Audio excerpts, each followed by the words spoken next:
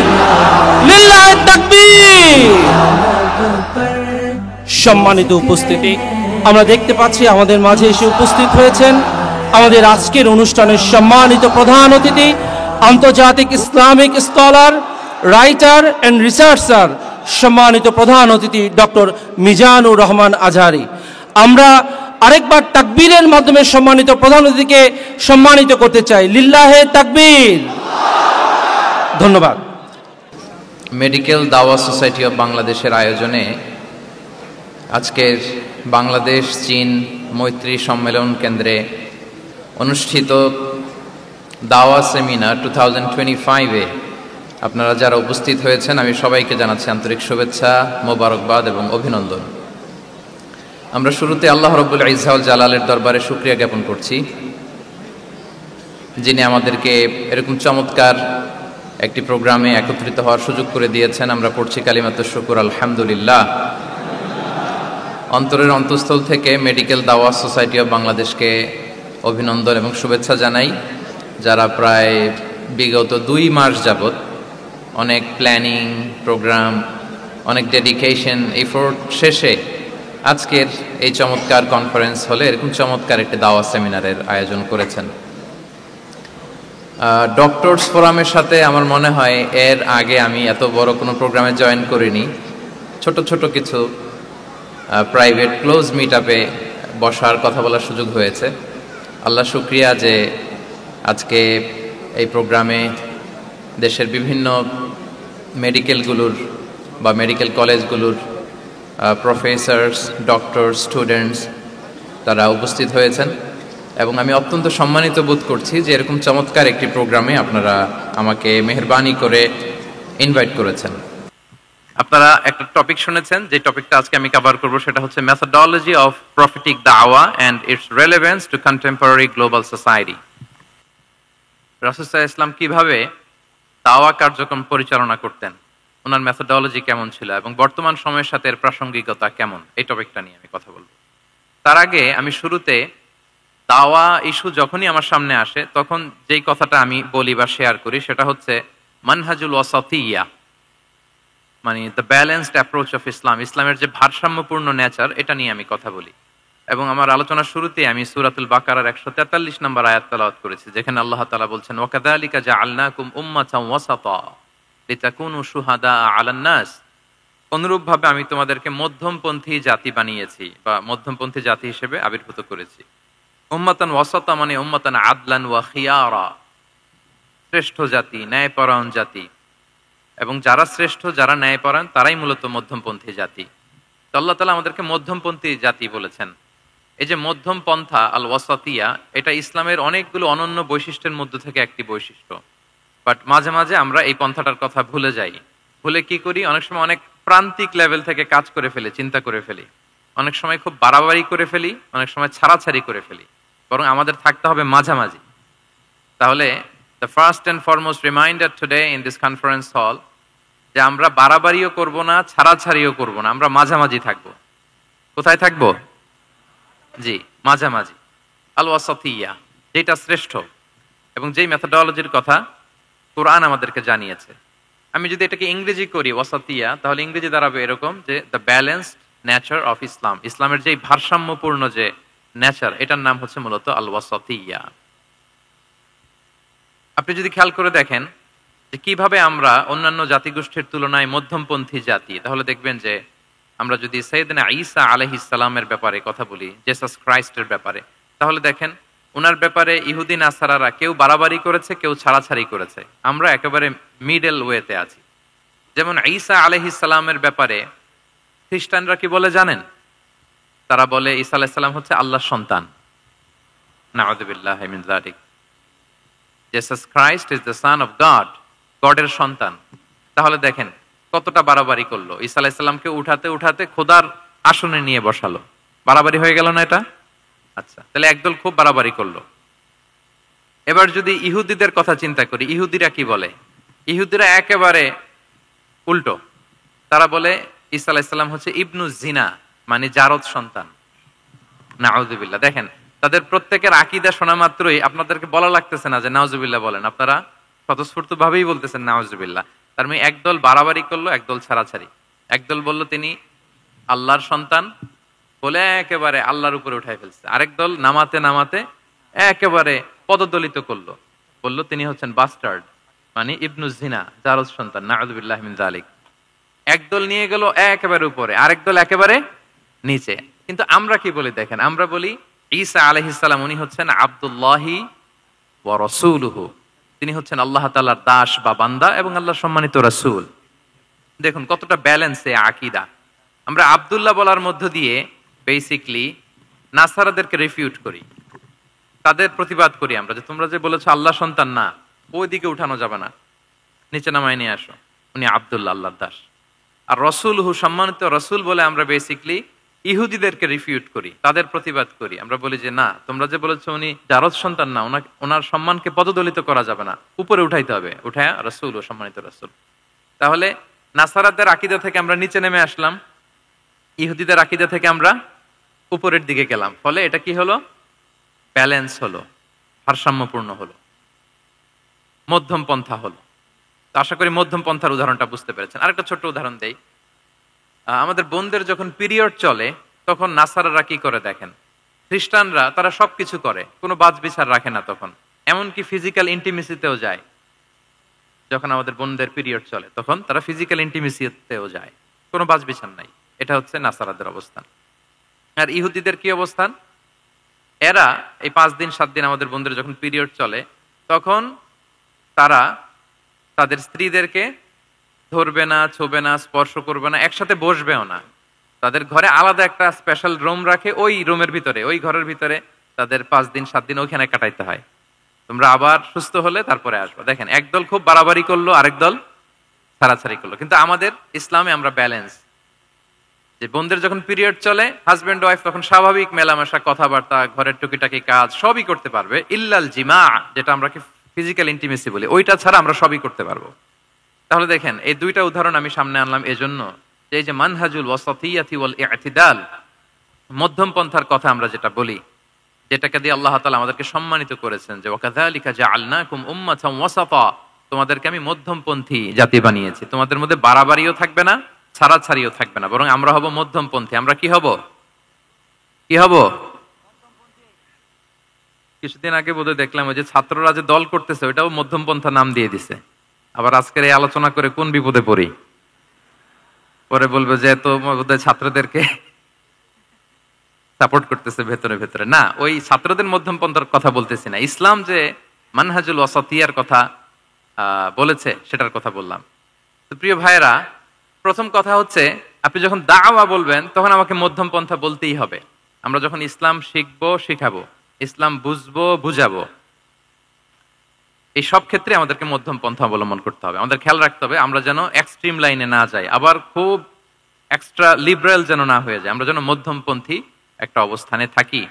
এবং দাওয়া দেওয়ার ক্ষেত্রে এটাই বলা হয়েছে, আল্লাহ তাআলা বলছেন উদউ ইলা সাবিলি রাব্বিকা বিল হিকমাতি ওয়াল মাউইদাতিল হাসানাতি ওয়াজাদিলহুম বিল্লাতি হিয়া আহসান।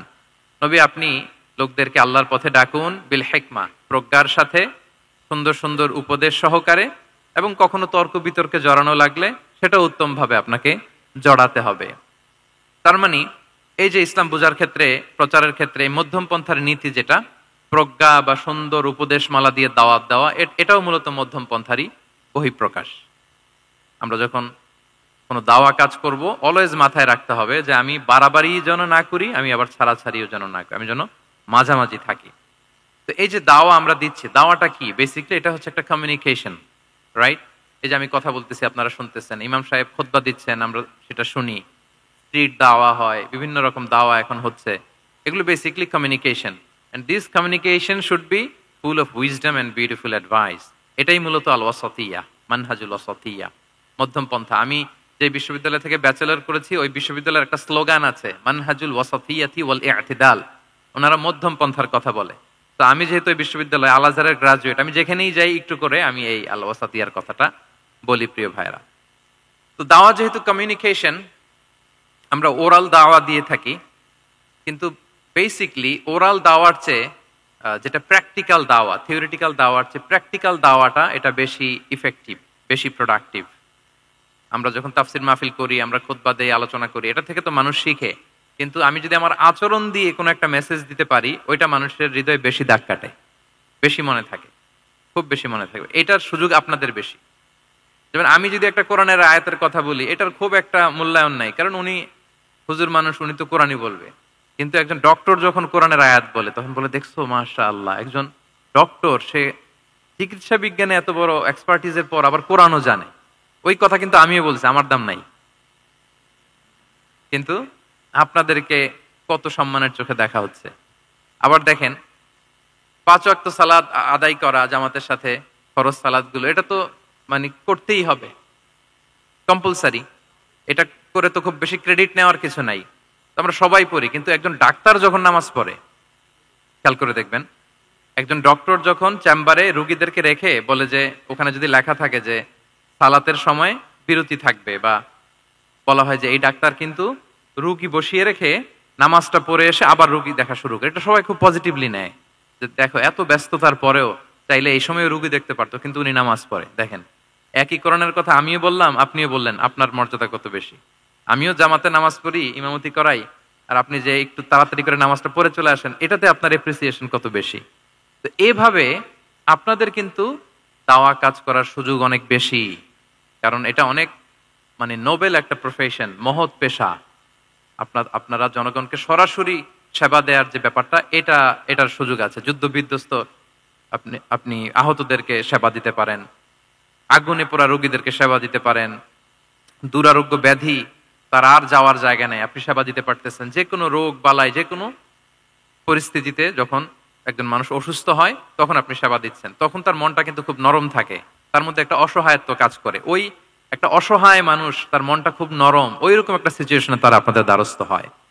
ফলে আপনাদের কিন্তু দাওয়া কাজ করার সুযোগ অনেক বেশি, এবং সেক্ষেত্রে ওরাল দাওয়ার চেয়ে আপনার যে প্র্যাকটিক্যাল দাওয়া, এটার ইফেক্ট অনেক বেশি।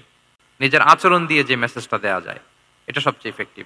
আপনার লেনদেন, আপনার ডিলিংস কেমন, আপনি মানুষ হিসেবে কেমন, এটা সবচেয়ে পাওয়ারফুল দাওয়া।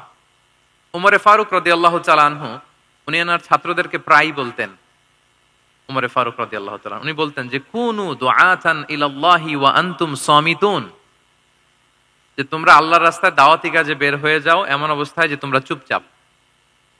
তো ছাত্ররা বলতো, দাওয়াতি কাজও করতে বলতেছেন, আবার চুপচাপও থাকতে বলতেছেন, এটা আবার কিভাবে দাওয়াত দিব? তো উমর ফারুক রাদিয়াল্লাহু তাআলা আনহু বলতেন, বি আখলাকিকুম, তোমাদের আখলাক দিয়ে দাওয়াত দাও। আখলাক দিয়ে দাওয়াত দেওয়া যায় না? বলেন তো, আখলাক দিয়ে দাওয়াত দেওয়া যায় কি যায় না? যায়। এই আখলাক দিয়ে যে দাওয়াত, এটা অনেক পাওয়ারফুল। 10টা তাফসীর মাহফিল করে আমি এটা করতে পারবো না। আপনি আপনার আখলাক দিয়ে, আপনার ব্যক্তিত্ব দিয়ে, আপনার লেনদেন, হ্যাঁ, এগুলো দিয়ে আপনি যে দাওয়াটা দিতে পারবেন, অন্য অনেক কিছু দিয়ে সেটা হবে না। এজন্য ওমর ফারুক বলতেন, কুনু দুআতান ইলাল্লাহি ওয়া আনতুম সামিতুন, আল্লাহ রাস্তায় দায়ী হয়ে বের হও, কিন্তু চুপচাপ। কিভাবে? বলে বি আখলাকিকুম, তোমাদের আখলাক দিয়ে। এটা বেশি পাওয়ারফুল। এবং রাসূল সাল্লাল্লাহু আলাইহি ওয়াসাল্লামের ব্যাপারে যখন জিজ্ঞেস করা হতো আম্মাজান আয়েশা রাদিয়াল্লাহু তাআলা আনহাকে, যে রাসূল সাল্লাল্লাহু আলাইহি ওয়াসাল্লামের আচরণ কেমন ছিল, তখন আম্মাজান আয়েশা বলতেন যে কানা খুলুকুহু আল কোরআন, কোরআনই ছিল রাসূল সাল্লাল্লাহু আলাইহি ওয়াসাল্লামের চরিত্র। পুরো কোরআনে 30 পারায় থিওরিটিক্যালি যা বলা আছে রাসূল সাল্লাল্লাহু আলাইহি ওয়াসাল্লামের জীবনীতে, প্র্যাকটিক্যালি সেটা দেখানো আছে। Mobile should be in pocket. ভাইজান খুব দায়িত্বশীলতার সাথে একেবারে সামনে থেকে রেকর্ডিং করতেছেন, মাশাআল্লাহ। ওই যে শুরুতে বলছি যে সবাইকে দায়িত্বশীল হইতে হবে। আম্মাজান আয়েশা বলতেন, কানা খুলুকুহু আল কোরআন, রাসূল সাল্লাল্লাহু আলাইহি ওয়াসাল্লামের চরিত্র ছিল কোরআন। ইনদামা রাসূলুল্লাহ সাল্লাল্লাহু আলাইহি ওয়াসাল্লাম ইয়ামশি আলাল আরদ কাআন্নাল কোরআনা ইয়ামশি আলাই, রাসূল সাল্লাল্লাহু আলাইহি ওয়াসাল্লাম যখন মদিনার রাস্তা দিয়ে হেঁটে যেতেন, as if a living Quran is walking on the street, মনে হতো একটা জীবন্ত কোরআন রাস্তা দিয়ে হেঁটে হেঁটে যাচ্ছে। তো তাহলে we should try to be a living দাঈ, জীবন্ত দাঈ, প্র্যাকটিক্যাল দাঈ। এটা যদি আমরা হইতে পারি, তাহলে অনেক বেশি ইম্প্যাক্ট করা যাবে সোসাইটিতে, অনেক ইনফ্লুয়েন্স করা যাবে। যেটা বললাম যে আমাদের সততা, আচরণ, ব্যক্তিত্ব, পার্সোনালিটি, এগুলো দিয়ে আমরা যে দাওয়াটা দিতে পারি, ওরাল দাওয়া, বক্তব্য দিয়ে, এটা অনেক সময় সম্ভব হয় না। এবং ডাক্তারদের জন্য এটা অনেক বড় একটা সুযোগ। তাহলে ইন্ট্রোডাক্টরি ডিসকাশনে আমি 2টা বিষয়ে কথা বললাম। এক হচ্ছে আমাদেরকে মধ্যমপন্থী হইতে হবে, মানহাজুল ওয়াসাতিয়া ওয়াল ই'তিদাল, 1 নাম্বার। 2 নাম্বার হচ্ছে লিভিং দাঈ হওয়ার চেষ্টা করতে হবে, এটা বেশি প্রোডাক্টিভ এন্ড ইফেক্টিভ। এই 2টা পয়েন্ট আমরা বুঝতে পেরেছি তো না? বুঝতে পেরেছেন সবাই? মাশাআল্লাহ।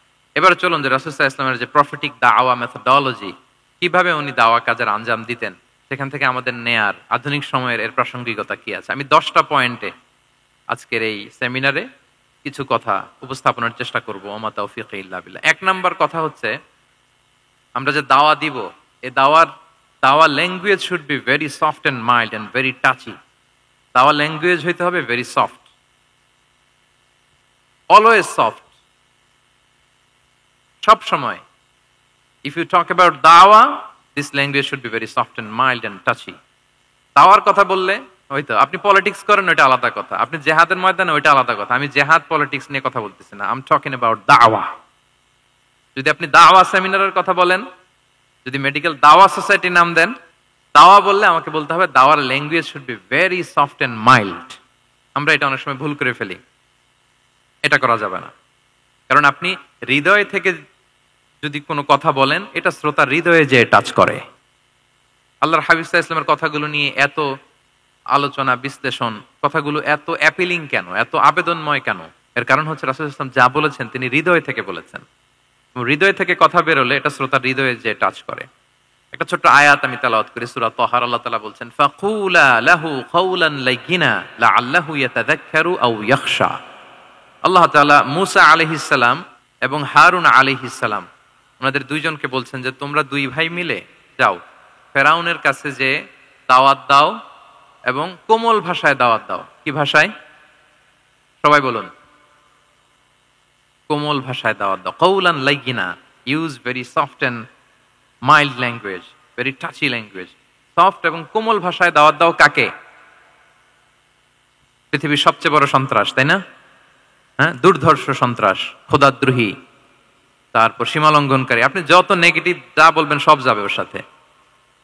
ফিরআউন, লাআল্লাহু ইয়াতাযাক্কারু আও ইয়াখশা, হয়তো সে উপদেশ গ্রহণ করবে অথবা তার হৃদয়ে ভয়ের উদ্রেক হতে পারে। হয়তো তোমরা soft and mild language use করবা। মূসা এবং হারুন কোমল ভাষায় যে তোমরা দাওয়াত দিবা। আচ্ছা, কার ব্যাপারে আল্লাহ বললেন, কাকে দাওয়াত দিতে বললেন? সবাই বলেন তো নামটা।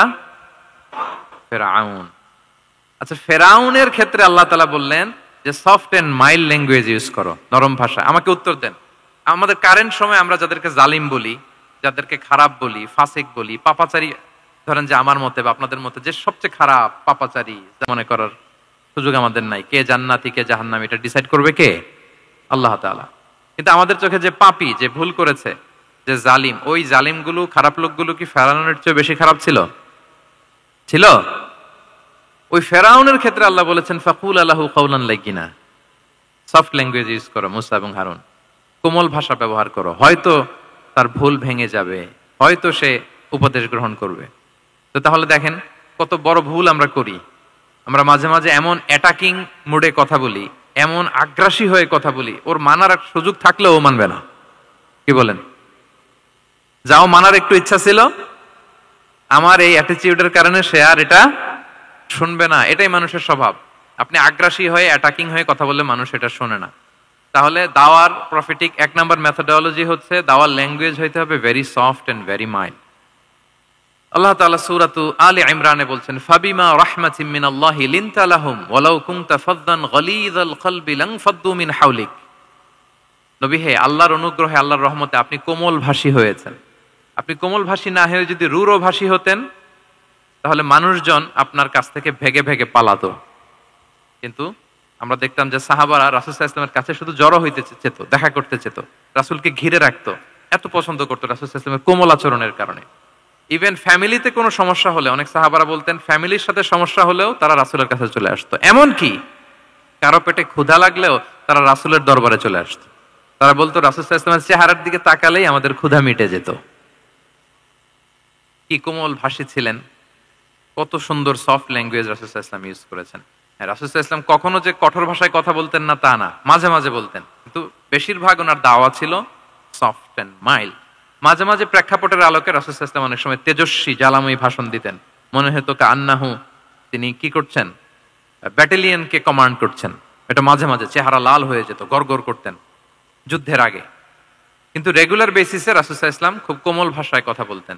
তাহলে 1 নম্বরে যেটা জানলাম, যদি আপনি দাওয়া মেন্টালিটি, দাওয়া মোডে থাকতে চান, আপনার ভাষা হতে হবে শক্ত না নরম? সফট হইতে হবে। কোমল, কারোর প্রতি আগ্রাসী হয়ে যেন আমরা কথা না বলি, অ্যাটাকিং মুডে যেন না বলি, বললেও শুনবে না, এটাই মানুষের নেচার। সফট ল্যাঙ্গুয়েজে বলতে হয়। ফেরাউনকে যদি বলা হয় ওর সাথে ভালোভাবে বলো, তো আমাদের আশেপাশে যারা আছে এরা তো মানে আরো এদেরকে সম্মান দিয়ে নরম করে বলা উচিত, কি বলেন? জি, 1 নম্বর গেল। 2 নম্বর হচ্ছে দাওয়াকে ফলপ্রসূ করতে হলে রাসূল সাল্লাল্লাহু আলাইহি ওয়াসাল্লাম যেটা করতেন, শ্রোতাদের অনেক সময় মনোযোগ আকর্ষণের জন্য উনি অনেক ধরনের টুলস, অনেক ধরনের জিনিস তিনি ব্যবহার করতেন। যেমন একটা পদ্ধতি রাসূল সাল্লাল্লাহু আলাইহি ওয়াসাল্লামের ছিল, রাসূল সাল্লাল্লাহু আলাইহি ওয়াসাল্লাম মানুষের আকর্ষণ বৃদ্ধির জন্য মাঝে মাঝে প্রশ্ন ছুড়ে দিতেন অডিয়েন্সকে, drawing attention of the listener by throwing questions. Question throw করার মাধ্যমে অ্যাটেনশন গ্রো করতেন। হাদিসে এরকম অনেক উদাহরণ পাওয়া যায়। একটা ছোট্ট হাদিস শেয়ার করি, সহিহ মুসলিমে এসেছে। রাসূল সাল্লাল্লাহু আলাইহি ওয়াসাল্লাম একবার সাহাবাদেরকে বললেন, ইন্না মিনা শাজারি শাজারাতান লা ইয়াসকুতু ওয়ারাকুহা মাসালুহা মাসালুল মুসলিম। রাসূল সাল্লাল্লাহু আলাইহি ওয়াসাল্লাম জিজ্ঞেস করলেন, তোমরা কি কেউ বলতে পারবা বৃক্ষরাজির মধ্যে একটা বৃক্ষ আছে, মানে গাছের মধ্যে একটা গাছ আছে যেই গাছের কখনো পাতা ঝরে না, ওই গাছের পাতা কখনো ঝরে না, এর দৃষ্টান্ত হচ্ছে মুসলিমের দৃষ্টান্তের মতো। বলতো ফাহাদ্দিসুনি মা হিয়া, বলতো ওই গাছটা কি, কে বলতে পারো? আপনারা তো সব একেবারে পেরে গেছেন। তো সাহাবারা ওই দিন কেউ বলতে পারেন নাই, কারণ কি জানেন? একে তো আমরা জানি হাদিস স্টাডি করার কারণে, হাদিস স্টাডি না করলে তো আমরা বলতে পারতাম না, আমাদের দেশে তো খেজুর গাছ তো হয়ও না। তো ওনারা কেউ বলতে পারে না, এর কারণ হচ্ছে তারা ভাবছিল প্রশ্ন যেহেতু করছে এটা যেন তেন প্রশ্ন, এটা কঠিন কোনো গাছের একটা নাম বলতে হবে। তো বাড়ির পাশে যে খেজুর গাছ, মদিনার অলিতে গলিতে যে খেজুর গাছ ভর্তি, এই দিকে আর ওনাদের অ্যাটেনশন যায় না। ওনারা চলে গেছে মরুভূমিতে, ইয়ামানে, তারপর একেবারে ডেজার্টের মাঝখানে কি কি ক্যাকটাস, গুলমলতা, কি কি গাছ আছে ওগুলো আওড়াচ্ছে মনে মনে। ভাবতেছে যে খেজুর গাছের কথা তো রাসূল সাল্লাল্লাহু আলাইহি ওয়াসাল্লাম আমাদের জিজ্ঞেস করার কথা না, এ তো আমাদের গাছ, বাড়ির পাশের গাছ। কেউই আর বলতে পারে নাই। এরপর রাসূল সাল্লাল্লাহু আলাইহি ওয়াসাল্লাম যখন দেখলেন সবাই অপারগ, রাসূল সাল্লাল্লাহু আলাইহি ওয়াসাল্লাম বললেন, ইন্নাহা আন-নাখলা, এটা হচ্ছে খেজুর গাছ, ডেট প্লান্ট। তো আব্দুল্লাহ ইবনে উমর রাদিয়াল্লাহু তাআলা আনহু বাড়িতে যাওয়ার পরে ওমরে ফারুককে তার বাবাকে বললেন যে, বাবা, আজকে যে রাসূল সাল্লাল্লাহু আলাইহি ওয়াসাল্লাম প্রশ্ন ছুড়ে দিলেন আপনারা যে কেউ পারলেন না, উত্তরটা কিন্তু আমি পারতাম। তো ওমরে ফারুক বললেন, বলো কি তুমি পারতা? তো বললা না কেন? তুমি আজকে উত্তর দিতে পারলে তো রাসূলের সামনে আমার বুকটা এত বড় হয়ে যেত, মানে লাল উট পেলে আরবরা যেই খুশি, আমি এর চেয়ে বেশি খুশি হতাম। তখন উনি বললেন যে, আপনি পারতেছেন না, অন্যান্য বয়স্ক সাহাবারা পারতেছে না, মুরব্বীরা কেউ যেহেতু বলে নাই, আমি বিনয়ের খাতিরে উত্তরটা দেই নাই, কিন্তু আমি জানতাম যে এটা খেজুর গাছ। তাহলে দেখেন রাসূল সাল্লাল্লাহু আলাইহি ওয়াসাল্লাম অ্যাটেনশনটাকে ড্র করার জন্য প্রশ্ন ছুড়ে দিতেন। তো এই প্রশ্ন ছুড়ে দিয়ে কিন্তু আমরা মানুষের দৃষ্টি আকর্ষণ করতে হবে। আপনারা তো মানে প্রশ্ন ছড়াই তো আপনাদের কাজ, যে কি অবস্থা, শরীরটা কেমন, পেট ঠিক আছে কিনা, ঘুম হয় কিনা, কমন প্রশ্ন না আপনাদের? আপনাদের কাছে গেলেই তো প্রথমে জিজ্ঞেস করে যে হজম হয় কিনা, তারপর ঘুম আসে কিনা, এই হয় কিনা, অনেক প্রশ্ন আপনারা করেন। তো এইভাবে আপনি যদি আস্তে আস্তে প্রশ্নের ছলে যদি তাকে আপনি দাওয়া দিতে চান, আপনি কিন্তু দিতে পারেন। এটা রাসূল সাল্লাল্লাহু আলাইহি ওয়াসাল্লামের একটা দাওয়া মেথোডোলজি ছিল। 2টা বলে ফেললাম। একটা হচ্ছে দাওয়ার ল্যাঙ্গুয়েজ হতে হবে অনেক শক্ত, নাকি? হ্যাঁ, নরম, সফট এন্ড মাইল্ড। 2 নাম্বার হচ্ছে প্রশ্ন ছুড়ে দিয়ে শ্রোতাকে আকর্ষণ করা, মনোযোগ আকর্ষণ করা। 3 নাম্বার ভিজুয়াল এক্সপ্লেনেশন। রাসূল সাল্লাল্লাহু আলাইহি ওয়াসাল্লাম এটা করতেন যাতে করে আরো সহজে বোঝানোর জন্য। এটা নিশ্চয়ই আপনারা করেন।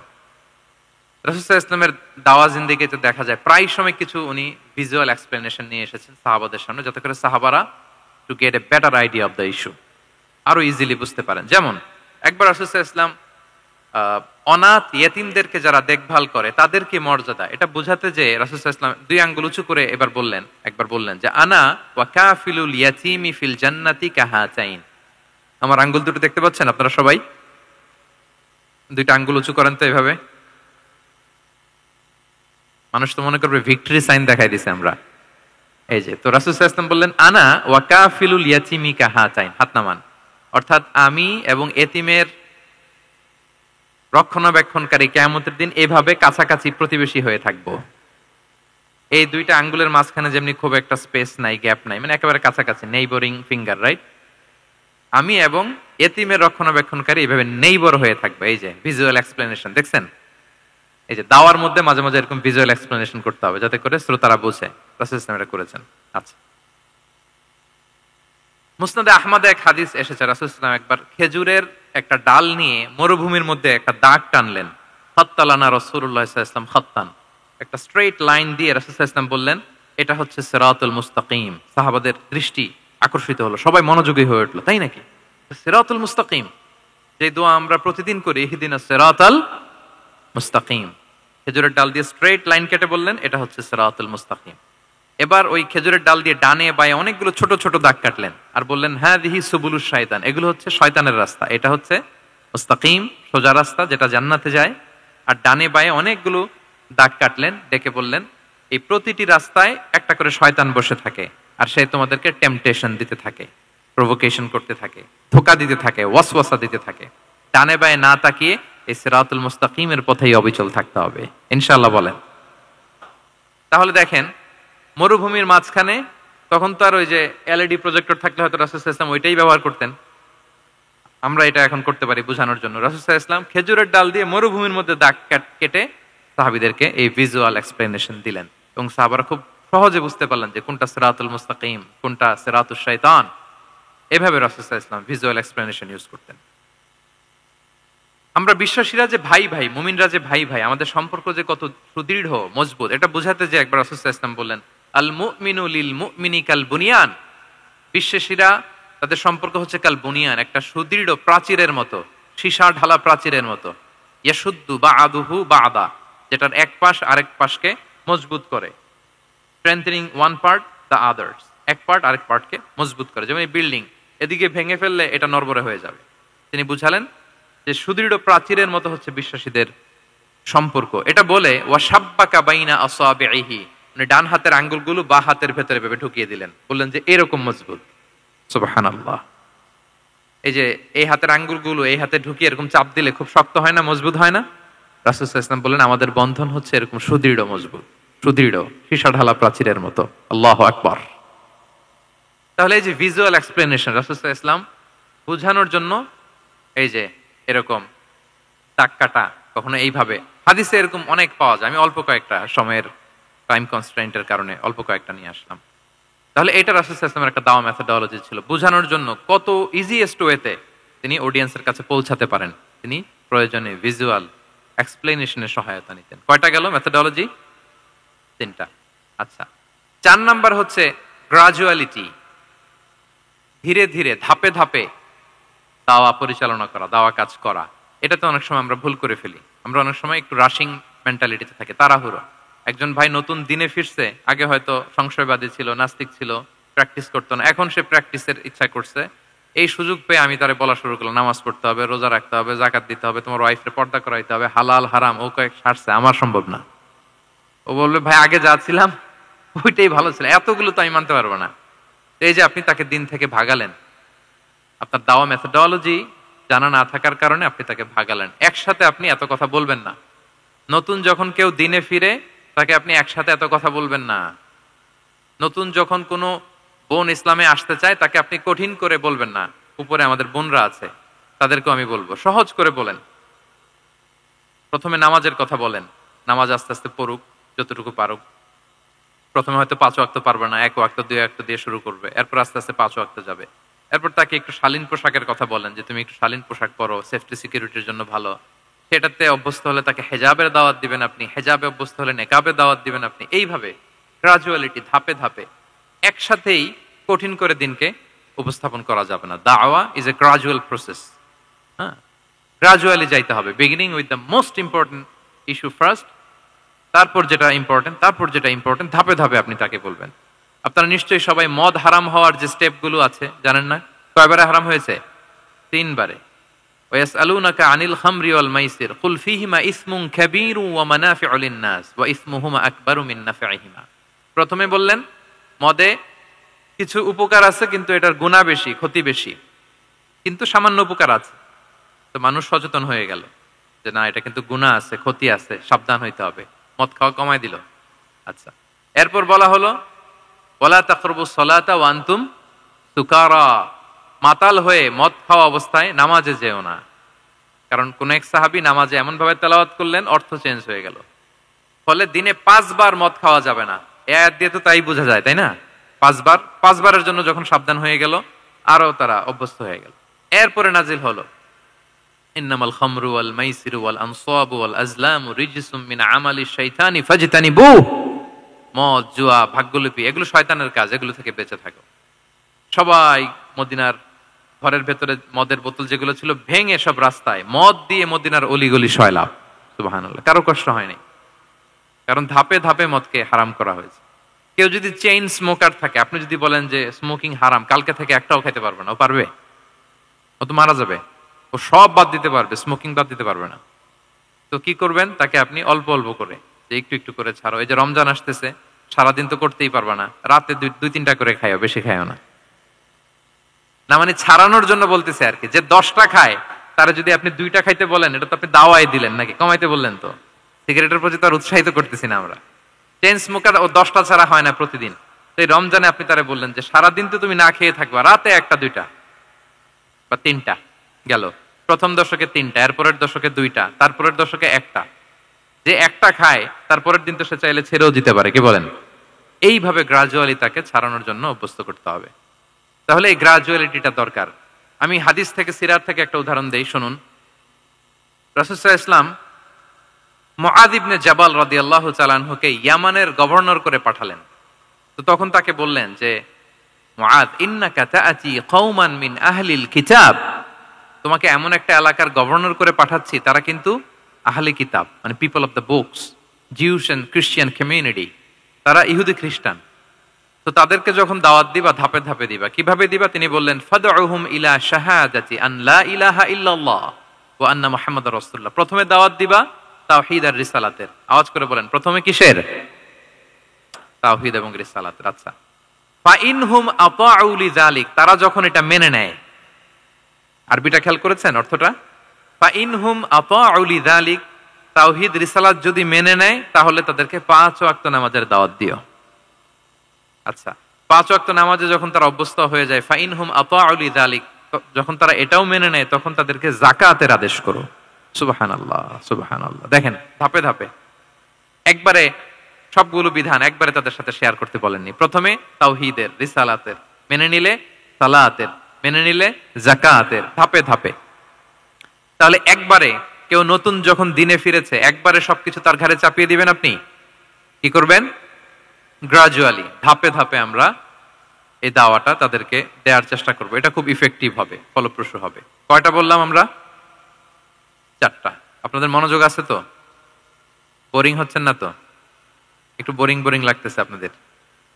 হওয়ার কথা, যেহেতু সেই সকাল থেকে আমি শুনলাম 11টা থেকে প্রোগ্রাম। তো যারা দূর থেকে আসছেন নিশ্চয়ই ফজরের পরে রওনা দিয়ে। ঢাকার বাইরে থেকে আসছেন কারা কারা দেখি তো একটু। ইয়া সালাম, আপনারা নিশ্চয়ই ফজর পরে রওনা হয়েছেন গতকাল। মাশাআল্লাহ, মাশাআল্লাহ, আল্লাহ তাআলা কবুল করুক। আসুন আমরা তাকবীর পড়ি, তাহলে আরেকটু এনার্জেটিক হব আমরা। লিল্লাহি তাকবীর, লিল্লাহি তাকবীর, লিল্লাহি তাকবীর। একটু এনার্জেটিক লাগতেছে না এখন? মাশাআল্লাহ। না, ঠিক আছে, ঠিক আছে, এই তো ঠিক আছে। আচ্ছা, 4টা কভার করে ফেলেছি। 5 নাম্বার হচ্ছে দাওয়ার মধ্যে ইমোশনাল ইন্টেলিজেন্স ইউজ করতে হবে, তাহলে এটা মোর ইফেক্টিভ হবে। মানে আপনি মানুষের আবেগ অনুভূতি নাড়িয়ে দিয়ে যদি দাওয়া দিতে পারেন, এটা তার শুদ্ধাচারের জন্য অনেক কাজে দেবে। ইমোশনাল ইন্টেলিজেন্স মানে তার আবেগ, ইমোশনকে আপনি ট্রিগার আপ করবেন, ওইটাতে আপনি কাজ করবেন, তাহলে দেখবেন যে সে একেবারে কাবু হয়ে গেছে। এটা রাসূল সাল্লাল্লাহু আলাইহি ওয়াসাল্লামের সিরাতে আমরা অনেক সময় দেখেছি যে ইমোশনাল ইন্টেলিজেন্সকে কাজে লাগিয়ে রাসূল সাল্লাল্লাহু আলাইহি ওয়াসাল্লাম তার আবেগ অনুভূতিতে এমন ভাবে নাড়া দিয়েছেন, তাকে আল্লাহ তাআলা হেদায়েতের রাস্তায় নিয়ে এসেছে। সুবহানাল্লাহ বিহামদিহি। একটা ছোট্ট উদাহরণ দেই, মুসনাদে আহমদ ইবনে হাম্বলের হাদিস। কিভাবে ইমোশনাল ইন্টেলিজেন্স রাসূল সাল্লাল্লাহু আলাইহি ওয়াসাল্লাম ইউজ করতেন, আবেগ অনুভূতিকে কিভাবে নাড়া দিতেন রাসূল সাল্লাল্লাহু আলাইহি ওয়াসাল্লাম। এক যুবক এসে সাহাবাদের সামনে রাসূল সাল্লাল্লাহু আলাইহি ওয়াসাল্লামকে বললেন, ইয়া রাসূলুল্লাহ ইযান লি বিজিনা, হে আল্লাহর রাসূল আপনি আমাকে জিনার অনুমতি দেন। নাউযুবিল্লাহ। কিসের? জিনার, মানে ব্যভিচারের অনুমতি দেন। ব্যভিচার বা জিনার অনুমতি দেন। আশেপাশের সাহাবারা তো রেগে মেগে আগুন। ফাআকবালাল কওমু আলাইহি ফাজাজারু, সবাই তাকে দৌড়ে ধরতে গেল আর ধমকাতে লাগলো, ছি ছি ছি, মাহ মাহ। আমরা যেটা বাংলায় বলি ছি ছি, আরবিতে ওনারা কি বলে? মাহ মাহ, ছি ছি। কি বলো তুমি? লজ্জা শরমের মাথা খেয়ে তুমি রাসূলুল্লাহর দরবারে এসে বলতেছো, হে আল্লাহর রাসূল আপনি জিনার অনুমতি দেন। যে রাসূল আল্লাহর পক্ষ থেকে বাণী শোনায়, ওয়ালা তাকরাবুজ জিনা, তোমরা ব্যভিচারের নিকটবর্তীও হয়ো না, আর তুমি সেই নবীর কাছে এসে আবদার করতেছো জিনার অনুমতি দেন। তারা যখন তেরে আসলো এই যুবকের দিকে, রাসূল সাল্লাল্লাহু আলাইহি ওয়াসাল্লাম তাদেরকে থামালেন, বললেন যে তোমরা থামো, যুবককে ডেকে আনো আমার কাছে। যুবককে নিয়ে আসা হলো। রাসূল সাল্লাল্লাহু আলাইহি ওয়াসাল্লাম তাকে পরম আদরে কাছে টেনে নিলেন। এবার তাকে জিজ্ঞেস করলেন, তুমি জিনার অনুমতি চাও না? বলে যে ইয়া রাসূলুল্লাহ, জি জিনার অনুমতি চাই। তখন রাসূল সাল্লাল্লাহু আলাইহি ওয়াসাল্লাম বললেন, তুমি আমাকে উত্তর দাও তো, তুমি বলো তো যে আতুহিব্বুহু লি উম্মিক, তুমি কি পছন্দ করবে যে কোনো পরপুরুষ তোমার মায়ের সাথে এই জিনাটা করুক? তোমার এটা ভাল লাগবে? সে বলে, লা ইয়া রাসূলুল্লাহ, না, কখনো না। আমার মায়ের সাথে কেউ এই পাপাচারে লিপ্ত হবে, এটা কোনো মানুষ মেনে নিবে না। আমি কেন, কেউ মেনে নিবে না। তারপর রাসূল সাল্লাল্লাহু আলাইহি ওয়াসাল্লাম তাকে বললেন, আতুহিব্বুহু লিবনাতিক, তুমি তোমার কলিজার টুকরা সন্তান, কন্যা সন্তানের সাথে, তোমার কন্যার সাথে কেউ এই পাপ কাজটা করুক, এটা তুমি মেনে নিবে? এটা তুমি পছন্দ করো? সে বলল, লা ইয়া রাসূলুল্লাহ, হে আল্লাহর রাসূল, কশিন কালেও না, কখনো মানবো না। আমার মেয়ের সাথে কেউ এই কাজ করবে, আমি কখনো মানবো না। রাসূল সাল্লাল্লাহু আলাইহি ওয়াসাল্লাম আবার তাকে প্রশ্নবাণে জর্জরিত করতে লাগলেন। আবার বললেন, আতুহিব্বুহু লি উখতিক, তুমি কি তোমার প্রিয় বোনের সাথে কেউ এটা করুক, এই পাপাচারে লিপ্ত হোক, জিনা করুক, পছন্দ করবে? তোমার বোনকে কেউ এরকম করবে, অপমান করবে, এটা চাইবে তুমি? বলে, কখনো না, লা ইয়া রাসূলুল্লাহ, কখনো না, কেউই তো পছন্দ করবে না এটা। তখন রাসূল সাল্লাল্লাহু আলাইহি ওয়াসাল্লাম বললেন, তুমি যার সাথে জিনার অনুমতি চাইছো সে তো কারো না কারো মা, কারো না কারো মেয়ে, কারো না কারো বোন, তুমি এভাবে কেন ভাবতে পারো না? সুবহানাল্লাহ বিহামদি। এই কথা বলার পরে তো সে একেবারে ইমোশনালি এমন ড্যামেজ হয়েছে, লজ্জায় কাচুমাচু হয়ে মাথা নিচু করে দাঁড়ায়। তখন রাসূল ইসলাম তার পিঠে একটা আলতো চাপড় মারলেন, পরম মমতায় আলতো চাপড় দিয়ে তার জন্য দোয়া করলেন, আল্লাহুম্মা গফির যামবাহ ওয়া তাহহির কলবাহ ওয়া হাসসিন ফারজাহ, আল্লাহ তুমি এই যুবকের পাপ মোচন করো, আল্লাহ তুমি তার অন্তরটাকে পরিশুদ্ধ করো, আল্লাহ তুমি তার চরিত্রটাকে নিষ্কলুষ করো। এই হাদিসের রাবি উনি বলতেছেন, ফালাম ইয়াকুন বা'দা যালিকাল ফাতা ইয়ালতাফিতু ইলা শাই, ওই দিনের পর থেকে এই যুবক কখনো কোনো পরনারীর দিকে রাস্তায় তাকায় নাই। এই ইমোশনালি যখন তাকে দুর্বল করা হলো, তাকে যখন এইভাবে রাসূল সাল্লাল্লাহু আলাইহি ওয়াসাল্লাম প্রেজেন্টেশন করলেন, হাদিসের বর্ণনাকারী বলেন, এরপরে আমরা কোনোদিন তাকে পরনারীর দিকে তাকাতে দেখি নাই। তার হৃদয়টাকে আল্লাহ তাআলা পরিশুদ্ধ করে দেন। রাসূল সাল্লাল্লাহু আলাইহি ওয়াসাল্লাম ওয়ায়ুযাক্কিহিম, কিভাবে মানুষকে পরিশুদ্ধ করতে দেখেন, কিভাবে তার আবেগ অনুভূতিকে নাড়িয়ে তার চিন্তার জগতে আলোড়ন সৃষ্টি করে তাকে এমন ভাবে কাবু করলেন যে রাসূল সাল্লাল্লাহু আলাইহি ওয়াসাল্লাম যেই দিকে তাকে গাইড করতেছে এখন সে সেদিকেই যেতে বাধ্য। তো এইটা আমাদেরকে করতে হবে, ইমোশনাল ইন্টেলিজেন্স কাজে লাগিয়ে মানুষের আবেগ অনুভূতিতে নাড়া দিয়ে যদি আপনি তাকে কোনো কথা, কোনো বার্তা, কোনো নাসিহাত করেন, তখন সেটা সে শুনে, এমন শুনে এমন ভাবে সে হেদায়েতের পথে আসে যেটা আমরা কল্পনাও করতে পারি না। তাহলে এটা যেন আমরা করি, এটা খুবই প্রোডাক্টিভ, এটা খুবই ইফেক্টিভ, এটা খুবই ফ্রুটফুল, কাজে দেয় মানুষকে ইমোশনালি তাকে দেওয়া। এই পয়েন্টটা বুঝতে পেরেছেন তো সবাই, না? আলহামদুলিল্লাহ। কয়টা গেল? 5টা। 6 নাম্বার মেথোডোলজি হচ্ছে দাওয়া should be full of love. দাওয়া বললে এটার সাথে লাভ থাকতে হবে, লাভ, ভালোবাসা। যদি আপনি দাওয়া বলেন, এখানে লাভ থাকতে হবে। ইট কামস উইথ লাভ, ভালোবাসা। ভালোবাসা দিয়ে আপনি মানুষের হৃদয় জয় করতে হবে। আমরা দায়ীরা অনেক সময় বেশি জাজমেন্টাল হয়ে যাই। আরব শায়েখরা বলে যে নাহনু দুআত লাসনা কুদাত, আমরা দায়ী, আমরা জাজ নই, উই আর নট জাজেস। আমাদের অনেক দায়ীরা আমরা ভুল করে ফেলি, আমরা বলি যে ও খারাপ, ও এটা, ও জাহান্নামী, ও খারিজ, এরকম আমরা সবাইকে নাকচ করি। মনে হয় যেন সবাইরে জাহান্নামে পাঠাই, আমি একা জান্নাতে যেতে পারলেই সফল। আচ্ছা বলেন তো, সব গেল জাহান্নামে, আপনি একা শুধু জান্নাতে, ভাল লাগবে আপনার? এই যে আজকে আমরা এখানে সবাই ছাত্র, শিক্ষক, ডিস্টিংগুইশ গেস্টরা, উপরে আমাদের বোনরা, কত ভালো লাগতেছে না?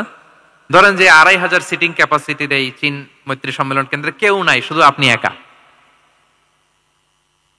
এই বিশাল হল রুমে কেউ নাই, আপনি একা, ভাল লাগবে? তখন মিস্টার বিনের মতো হা হু করা লাগবে, শুধু একা একা, ঠিক না?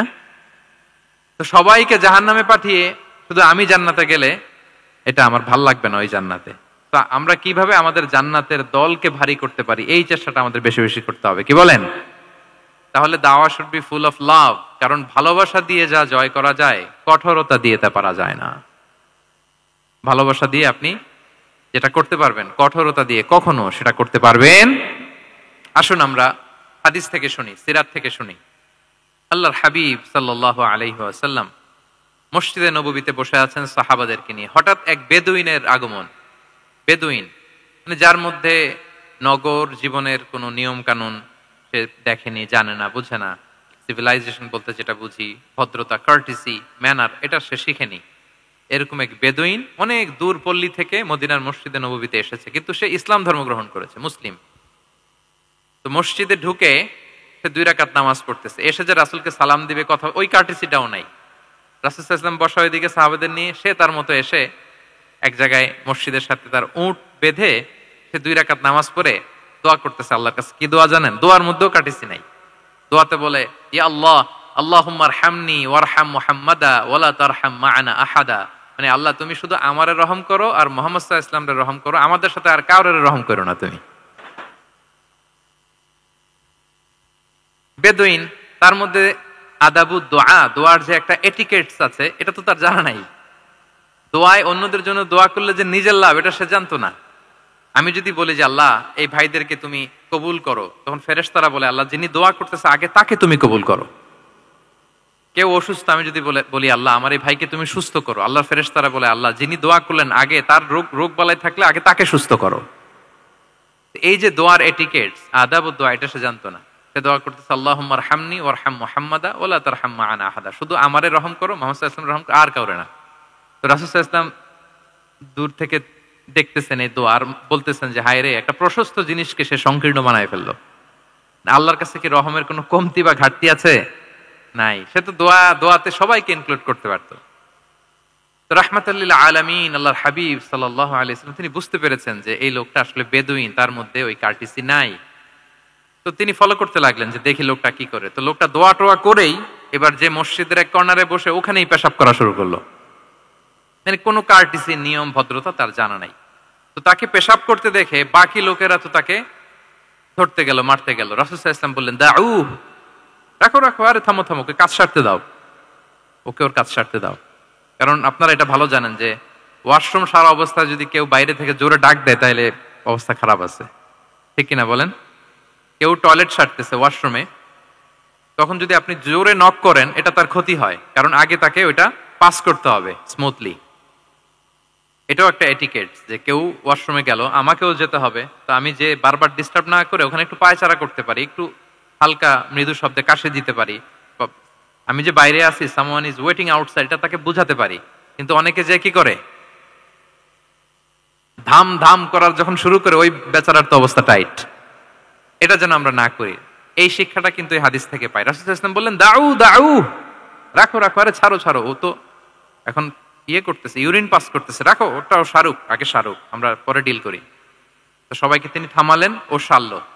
এবার রাসূল সাল্লাল্লাহু আলাইহি ওয়াসাল্লাম বললেন এবার তোমরা যে ওয়াহারিকু আলা বাউলিহি সাজলান মিন মা, যেহেতু মসজিদে নববীর ফ্লোর ছিল বালুর ফ্লোর, শুকিয়ে যাবে, বললেন যে ওর পেশাব করা জায়গার উপর 1 বালতি পানি ঢেলে দাও। সাহাবারা দিল। আর এই বেদুইন লোককে রাসূল সাল্লাল্লাহু আলাইহি ওয়াসাল্লাম কাছে টেনে নিলেন, যে তাকে খুব ভালোবাসা দিয়ে বললেন কি অবস্থা তোমার, কোত্থেকে আসছো, সব খোঁজ খবর নিয়ে বললেন যে তুমি যে এখানে নামাজ পড়লা, এরপরে আবার এই কাজটা সারলা, তুমি কি জানো এইখানে আল্লাহর জিকির করা হয়, এটা আমাদের ইবাদতগাহ, এখানে আমরা রবের জিকির করি, তার কাছে ফরিয়াদ করি, সবাই মিলে এই কমিউনিটির সবাই এখানে আসে, এই কমিউনিটির, মদিনার কমিউনিটির সবাই মিলে, নারী পুরুষ নির্বিশেষে আমরা এসে এখানে আল্লাহর কাছে ফরিয়াদ করি, দোয়া করি, ইবাদত করি, কোরআন তেলাওয়াত করি, এটা আমাদের ইবাদতগাহ। এইখানে কি এমন কাজটা করা তোমার ঠিক হলো? সে তো লজ্জায় কাচুমাচু হয়ে রাসূল সাল্লাল্লাহু আলাইহি ওয়াসাল্লামের কাছে ক্ষমা চাইতেছে। সুবহানাল্লাহি বিহামদি। একটা কঠিন পরিস্থিতিকে ভালোবাসা দিয়ে রাসূল সাল্লাল্লাহু আলাইহি ওয়াসাল্লাম কোথায় নিয়ে যেতেন, এটাকে পুরো হিস্ট্রি পাল্টে দিতেন, সিনারিও পাল্টে দিতেন। সাহাবারা অবাক হলো, তারাও শিখলো যে না, এরকম করা যাবে না। তখন তাকে এইভাবে ডিল করলেন। আর সাহাবারা যারা রাগারাগি করেছিল, সাহাবীদেরকে রাসূল সাল্লাল্লাহু আলাইহি ওয়াসাল্লাম বললেন ফা ইন্নামা বুইসতুম মুয়াসসিরিন ওয়া লাম তুবআসু মুআসসিরিন, মনে রেখো তোমরা সহজপন্থী হয়ে প্রেরিত হয়েছো, তোমরা কঠিন কট্টরপন্থী হয়ে, জটিলপন্থী হয়ে প্রেরিত হও নাই। তোমরা কোনো কাজকে জটিল ভাবে সমাধানের দিকে যেও না, সহজ করে সলভ করবা। সুবহানাল্লাহ, সুবহানাল্লাহি বিহামদি। তাহলে দেখেন, ভালোবাসা দিয়ে রাসূল সাল্লাল্লাহু আলাইহি ওয়াসাল্লাম ওই বেদুইনকে যেভাবে আদব শিক্ষা দিলেন, তার হৃদয় জয় করলেন। কঠোরতা দিয়ে পারা যেত? বলেন তো পারা যেত? পারা যেত না। তো 6 নাম্বার দাওয়া মেথোডোলজি হচ্ছে দাওয়া should be full of love, full of love, full of well wishes. আপনি শুভকামনা, ভালোবাসা, এটা দিয়ে আপনি মানুষের হৃদয়ে যতটুকু জায়গা পাবেন, কঠোরতা দিয়ে পাবেন না। আরেকটা ছোট্ট উদাহরণ দেই। সুমামা ইবনে উসাল রাদিয়াল্লাহু তাআলা আনহু, উনি ইয়ামামার অধিপতি ছিলেন। রাসূল সাল্লাল্লাহু আলাইহি ইসলামকে হত্যা করতে এসেছিলেন গোপনে। কি করতে? হত্যা করতে। কি করতে বলেন সবাই? হত্যা করার জন্য এসেছিলেন। কিন্তু দুর্ভাগ্যক্রমে হত্যা করতে এসে সে ধরা পড়ে গেছে সাহাবীদের হাতে, হত্যা করতে পারে নাই সুমামা ইবনে উসাল। তো সাহাবীরা তাকে ধরে মসজিদে নববীর পিলারের সাথে বেঁধে রাখলো, ইসলামকে ডাকলো। তারা বলল যে ইয়া রাসূলুল্লাহ, দেখেন ইয়ামামা থেকে আসছে সুমামা ইবনে উসাল আপনাকে হত্যা করবার জন্য, তাকে আমরা ধরে ফেলেছি, আমরা বেঁধে রেখেছি। রাসূল ইসলাম তার কাছে যে তার খোঁজ খবর নিলেন প্রথম দিন এবং তার সামনে যথারীতি তাওহীদ এবং রিসালার দাওয়াত দিলেন। ফিরে আসলেন, ফিরে এসে সাহাবাদেরকে বললেন তোমাদের ঘরে ভালো রুটি আছে কার কাছে? রুটির কালেকশন, আটা পিষে রুটি বানাতে পারবে। একজন বলল আমি। বললো যে এটা সুমামাকে দিয়ে আস। তো দিয়ে আসলো। আরেকজন বললো ভালো তাজা খেজুর আছে কার কাছে? এক সাহাবী বললেন আমার কাছে। রাসূল ইসলাম বললেন যাও এটা সুমামাকে দিয়ে আস। দিয়ে আসলেন। এরপরের দিন রাসূল ইসলাম যে আবার ইসলামের সৌন্দর্য, মাহাসিন ও আহকামি শারিয়া, ইসলামী শারিয়ার যে বিউটি অফ ইসলাম, এটা তুলে ধরলেন, ইসলামের যৌক্তিকতা তুলে ধরলেন। সে অবাক হতে লাগলো যে কিরে, যুদ্ধবন্দীদের সাথে মুহাম্মদ সাল্লাল্লাহু আলাইহি ওয়াসাল্লাম এবং তার অনুসারীরা এরকম আচরণ করে? সে তো যুদ্ধবন্দী, এত সুন্দর আচরণ। তাকে আবার ইসলামের সুশীতল পানিগুলোর প্রতি আহ্বান করে রাসূল ইসলাম বাড়িতে এসে এবার নিজের যে উট আছে, উটকে যে পালে, সে রাখালকে বলল তুমি উটের দুধ দহন করে তাকে কিছু দুধ দিয়ে আসো যাও। সুবহানাল্লাহ। আসছিল রাসূল সাল্লাল্লাহু আলাইহি ওয়াসাল্লামকে কি করতে? হত্যা করতে। তো তাকে ওটের গরম দুধ দিয়ে আসা হলো, সে পেট ভরে খেলো। তৃতীয় দিন এবার রাসূল সাল্লাল্লাহু আলাইহি ওয়াসাল্লাম যে ইসলামের যে ভবিষ্যৎ, ইসলাম মানলে যে জান্নাতে থাকা যাবে, এগুলো সব বললেন এবং তাকে আরো অনেক মেহমানদারি করলেন, আপ্যায়ন করলেন। 3 দিন যখন রাসূল সাল্লাল্লাহু আলাইহি ওয়াসাল্লাম ইসলামকে তার সামনে এভাবে প্রেজেন্ট করলেন, আপ্যায়ন করলেন, ভালো আচরণ দেখালেন, সে অবাক হয়ে গেল। আল্লাহ তাআলা তার হৃদয়টাকে নূর দিয়ে আলোকিত করে দিলেন। 3 দিন পর রাসূল সাল্লাল্লাহু আলাইহি ওয়াসাল্লাম সাহাবীদেরকে ডেকে বললেন যাও সুমামা ইবনে উসালের হাত পা গুলো যে রশি দিয়ে বেঁধে রেখেছো ছেড়ে দাও, রশিগুলো খুলে দাও। সাহাবারা বলেন কি ইয়া রাসূলুল্লাহ, সে তো খুনি, সে সুযোগ পেলেই তো অ্যাসাসিনেট করতো, তার হাতের রশি খুলে দিত আপনাকে মেরে ফেলবে। আল্লাহ রাসূল সাল্লাল্লাহু আলাইহি ওয়াসাল্লাম বললেন না, আমি যা জানি তোমরা সেটা জানো না, যেটা বলেছি তাই করো। মসজিদে নববীর পিলারের সাথে তাকে যে বেঁধে রেখেছো, রশি খুলে দাও, হাত পা খুলে দাও। আল্লাহর হাবিব সাল্লাল্লাহু আলাইহি ওয়াসাল্লামের নির্দেশ মোতাবেক সাহাবারা ওনার হাত খুলে দিলেন, পা খুলে দিলেন। সুমামা ইবনে উসাল কারোর সাথে কথা না বলে, তার বাড়ি তো ইয়ামামা, সেখানেও ফিরে গেলেন না, অন্য কোনো শহরেও গেলেন না। তিনি মদিনা থেকে অনতি দূরে একটা খেজুরের বাগান আছে, ওখানে কুয়া আছে, উনি যে ওই কুয়ার পানি দিয়ে গোসল করলেন। গোসল করে পবিত্র হয়ে মসজিদে নববীতে রাসূল সাল্লাল্লাহু আলাইহি ওয়াসাল্লামের কাছে ফিরে আসলেন আর এসেই ঘোষণা দিলেন আশহাদু আল্লা ইলাহা ইল্লাল্লাহ ওয়া আশহাদু আন্না মুহাম্মাদার রাসূলুল্লাহ। সুবহানাল্লাহ, সুবহানাল্লাহ। তিনি বললেন যে আমি সাক্ষ্য দিচ্ছি আল্লাহ ছাড়া কোনো ইলাহ নেই, আরো সাক্ষ্য দিচ্ছি যে মুহাম্মদ আপনি আল্লাহর প্রেরিত বান্দা এবং রাসূল। সুবহানাল্লাহ পড়বেন না সবাই?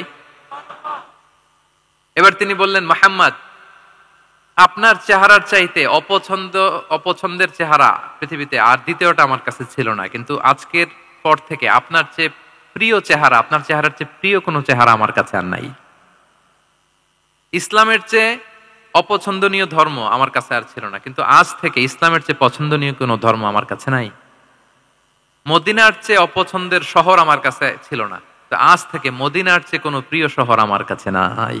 সুবহানাল্লাহ। উনি গমের বড় ডিলার ছিলেন, গম ব্যবসা করতেন। উনার থেকে গম নিয়ে মক্কায় মুশরিকরা চলতো। তিনি ঘোষণা দিলেন আজকে থেকে আমার এলাকার কোনো গম মক্কায় যাবে না। এবার মক্কাবাসী পড়ছে বিপদে, গম ছাড়া তো তারা খেতেও পারবে না। তারা আল্লাহর হাবিব সাল্লাল্লাহু আলাইহি ওয়াসাল্লামের কাছে চিঠি লিখে পাঠালেন যে মুহাম্মদ, তোমার এই যে নতুন অনুসারী, সে যদি গম না দেয় আমাদের তো অবস্থা খারাপ, তুমি দয়া করে এই গমের সাপ্লাই আবার যাতে সে চালু করে তুমি একটু বলে দাও। আল্লাহর হাবিব সাল্লাল্লাহু আলাইহি ওয়াসাল্লাম আবার সুমামা ইবনে উসালকে বলে দিলেন, আবার সে সাপ্লাই চালু করলো। সুবহানাল্লাহ বিহামদি। এবং তিনি প্রথম তালবিয়া পাঠ করে উমরা করেছিলেন, ওনার আগে কেউ এভাবে উমরা করতে পারেনি। তাহলে দেখেন, আসলো খুনি হয়ে, আসলো কি হয়ে?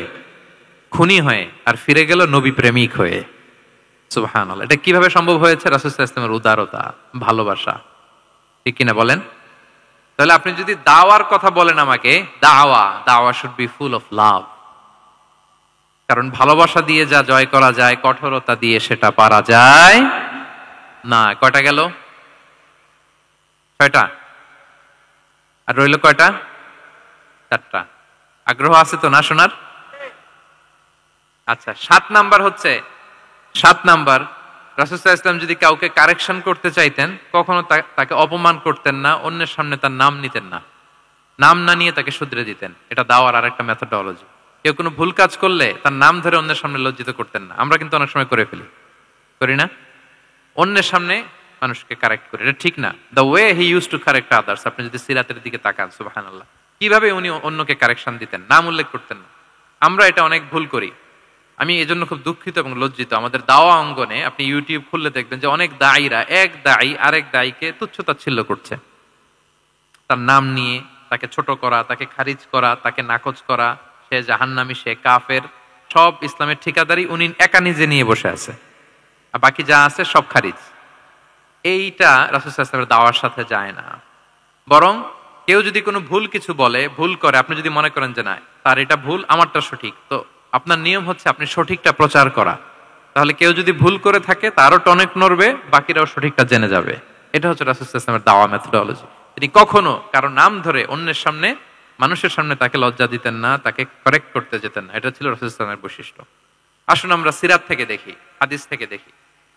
আল্লাহর হাবিব সাল্লাল্লাহু আলাইহি ওয়াসাল্লাম উনি রাতে দিনে কি কি আমল করতেন, গোপন আমল, এগুলো জানার জন্য 3 জন সাহাবী রাসূল সাল্লাল্লাহু আলাইহি ওয়াসাল্লামের স্ত্রীদের কাছে গেলেন। যে জিজ্ঞেস করলেন যে আপনারা আমাদেরকে বলুন যে রাসূল সাল্লাল্লাহু আলাইহি ওয়াসাল্লাম রাতে কি আমল করে, দুপুরে কি আমল করে, বিকেলে কি আমল করে। তো আমাদের আম্মা জানেরা, রাসূল সাল্লাল্লাহু আলাইহি ওয়াসাল্লামের প্রিয়তমা স্ত্রীরা বললেন যে উনি রাতে এরকম তাহাজ্জুদ, দুপুরবেলা এরকম তেলাওয়াত, এই সময় নফল নামাজ, এই সময় এটা এটা এটা করে। আল্লাহর হাবিব সাল্লাল্লাহু আলাইহি ওয়াসাল্লামের পুরো আমলের ফিরিস্তি যখন শোনানো হলো, কাআন্নাহুম তাকাল্লুহা, তাদের কাছে এটা একটা কম মনে হলো পরিমাণে, তারা ভাবছিল হয়তো আরো বেশি করে। তখন তাদের একজন বলল, আরে আইনা নাহনু মিন রাসূলিল্লাহ, কই রাসূল সাল্লাল্লাহু আলাইহি ওয়াসাল্লাম, কই আমরা। রাসূল সাল্লাল্লাহু আলাইহি ওয়াসাল্লামের ব্যাপারে আল্লাহ বলেছেন, কদ গুফিরা লাহু মা তাকাদ্দামা মিন যামবিহি ওয়া মা তাআখার, রাসূল সাল্লাল্লাহু আলাইহি ওয়াসাল্লামের আগের পরের সব গুনাহ মাফ। আদতে তো ওনার কোনো গুনাহই নাই, তারপরও একটা স্পেশাল স্ট্যাটাস হচ্ছে আপনার আগের পরের সব গুনাহ মাফ।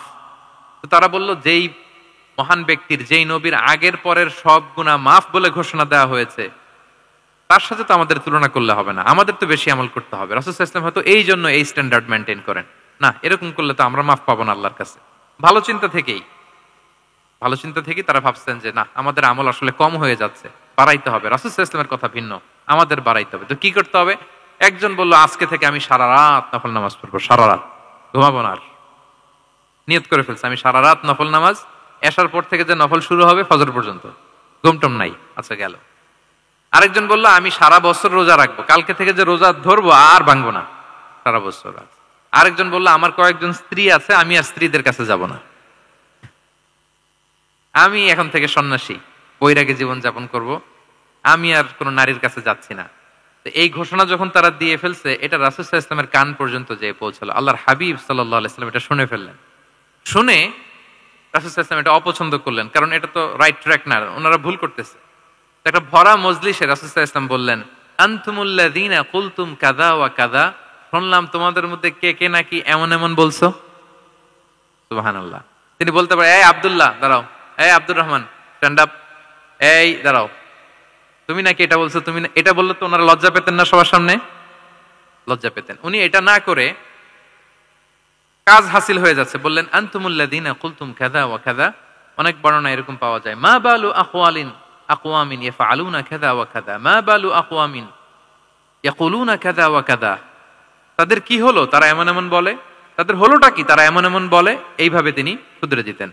তো বললেন, তোমাদের মধ্যে কেউ কেউ নাকি এটা বলে, এটা বলে।